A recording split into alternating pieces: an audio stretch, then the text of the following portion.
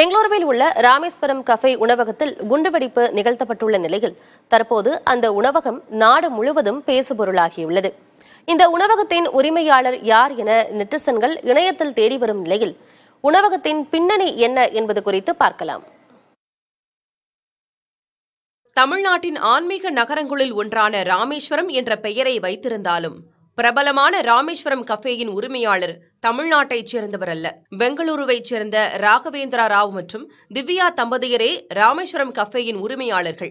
Mechanical இன்ஜினியரான Raghavendra ராவும் chartered அக்கவுண்டன்டான திவ்யாவும் தொழிலில் பார்ட்னர்களாக இணைந்து பின்னர் வாழ்க்கை துணையாக மாறி கடந்த 2021ஆம் ஆண்டு கஃபேயை தொடங்கியுள்ளனர்.